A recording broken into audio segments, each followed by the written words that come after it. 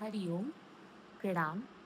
मैं आप लोगों के साथ अपना एक सुंदर सा अनुभव शेयर करना चाहती हूँ कि कैसे भगवान की योजना जो कहते हैं ना कि भगवान की योजना हमारी सोच से बहुत बड़ी होती है, तो ये वाक़ई में ऐसा होता है। मेरी जो गुरु जिनको मैं मानती हूँ, जो मुझे हमेशा मेरे डार्क प्लेस से एक रोशनी की तरफ ले जाती हैं, उन्होंने मुझसे कहा था कि तुम गौ सेवा या नेचर के साथ टाइम स्पेंड करो और हो सके तो गाय को कुछ चारा खिलाओ या उनके पास जाओ।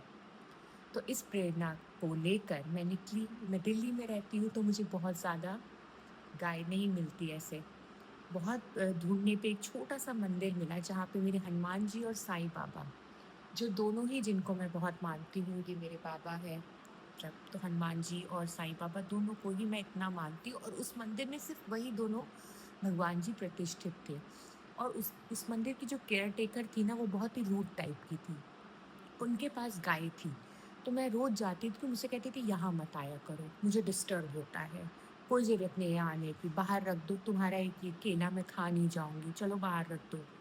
और ऐसे गुस्सा में रोज़ वो मुझे भगाती थी। तो बहुत रिक्वेस्ट करने के बाद, कुछ पैसे देने के बाद, वो मुझे 2-4 दिन तो अलाउ करी। फिर उसको लगा कि यार ये फिर आ गई और मैं तो एकदम मैंने सोच लिया था, एडमेंट थी कि मैं तो रोज़ जाऊँगी, अब गाय की सेवा करूँगी, गाय का पैर छूऊँगी, मतलब मुझसे जो भी हो सकेगा मैं करूँगी। बट वो मेरे साथ कुछ ज़्यादा ही उस दिन रूड होने लगी। 3-4 दिन बाद उसने बोला, "यहाँ मत आया करो, मुझे डिस्टर्ब होता है और कोई ज़रूरत नहीं है।" मैंने बोला बोली मुझे कहीं-कहीं दूर जगह बताने लगी, "यहाँ चली जाओ, वहाँ चली जाओ।" मैंने बोला, "वो सब तो मेरे घर से कम 1-1 घंटे की दूरी पे है, तो कहीं मुझे कोई मतलब नहीं, बस तुम यहाँ मत आया करो।" मैंने बोला, "दीदी आप जो समय बोलोगे मैं उसी समय आऊँगी, आप जो कहोगे मैं वही खिलाऊँगी, जैसा बोलोगे वैसा करूँगी, बट मुझे एक बार गाय से मिलवा दिया करिए।" बट शी सेड, "कोई ज़रूरत नहीं, तुम यहाँ नहीं आओगे।" आई डिड नॉट अंडरस्टैंड कि इतना मतलब रूड होने का क्या रीज़न है और वहाँ पे हनुमान जी खड़े थे और साईं बाबा भी थे, तो मुझे लगा यार आप लोगों के होते मतलब मेरा अच्छा अभी तक तो मैं आपसे कंप्लेन करती थी कि मेरे साथ बुरा हो रहा है और आप कहते थे कि नहीं ये तुम्हारे कर्म है, ये है, वो है। बट अब तो मैं अच्छी चीज़ करने जा रही हूँ, उस पे भी मुझे गालियाँ पड़ रही हैं क्योंकि लिटरली वो इतनी अब्यूज़िव लैंग्वेज बाद में यूज़ करने लगी। I think she had some health issues और समथिंग। तो बहुत ही वो गुस्से में मुझसे बात करने लगी, तो मेरे आँख से आँसू निकलते हुए मैं चली आई। फिर क्या हुआ बट चूँकि मेरा इतना डिटर्मिनेशन था कि मैं तो करूँगी और दिल्ली में फिर भी आस-पास मेरे घर में नहीं मिल रहा था।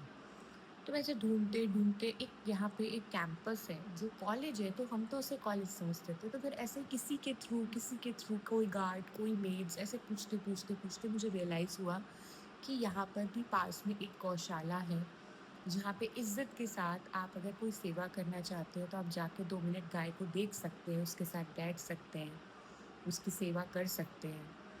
तब मुझे रियलाइज़ हुआ कि देखो भगवान कितना मतलब मुझे मैं जो हमेशा कंप्लेन पहले करती थी, अभी भी करती हूँ कि यार मुझे यही चाहिए। क्योंकि मैं जब उस लेडी के पास जाती थी, मैं बहुत ही ज़्यादा अपना जो मेरा गुस्सा है, जो मुझे इतना हर्ट होता था, वो सब इग्नोर करके नहीं, नहीं प्लीज़, प्लीज़, प्लीज़ मुझे यहीं रहना है, मुझे यहीं रहना है। वहाँ पे सिर्फ़ 1-2 गाय थी, बाय द वे। मुझे यहीं रहना है, मुझे यहीं बैठना है, मुझे इसी के पास देना है क्योंकि इसके पास कालीगर मैं तो यहीं रहूँगी और किसी भी तरह मैं इसको मनाऊँगी। वो मुझे रोज़ भगाती थी। लेकिन जब मैं वो गौशाला गई, तो वो कहा कम से कम 100 गाय हैं और 100 बछड़े हैं और इतने सारे प्यारे-प्यारे लोग हैं, जो आपको इतने प्यार से वहाँ लेके जाते हैं और कहते हैं, "दीदी हाँ, चारा खिला दीजिए, दीदी ये कर दीजिए" और वो इतने प्यार से आपसे बात करते हैं। तब मैंने ये रियलाइज़ किया कि अब मैं अपनी लाइफ़ में कभी भी कोई चीज़ जो मुझे चाहिए और वो मुझे नहीं मिल रही है, तो मैं उसका शौक नहीं मनाऊँगी। मुझे पता है कि भगवान मुझे पूरा सागर दे सकते हैं, तो मैं एक छोटी-सी बूँद के लिए कभी भी नहीं रोऊँगी, कभी भी सैड नहीं होंगी। जैसे मैंने अपनी ये स्पिरिट रखी थी, होपफुल रही थी कि मुझे तो गाय को ढूँढना है, तो ऐसे ही मैं अपनी लाइफ़ में अगर मैं कोई एक एम्बिशन बनाऊँगी, तो हो सकता है एक दरवाज़ा मेरे लिए नहीं खुलेगा, तो मैं जल्दी से होपलेस होके रोऊँगी नहीं। इसी डिटर्मिनेशन के साथ मैं और भी दरवाज़े खोलती जाऊँगी और जो दरवाज़े खुलेंगे 1 डिसअपॉइंटमेंट, 2 डिसअपॉइंटमेंट के बाद, वो बहुत बड़े अच्छे और मतलब मेरी सोच से भी बियॉन्ड वो दरवाज़े खुलेंगे।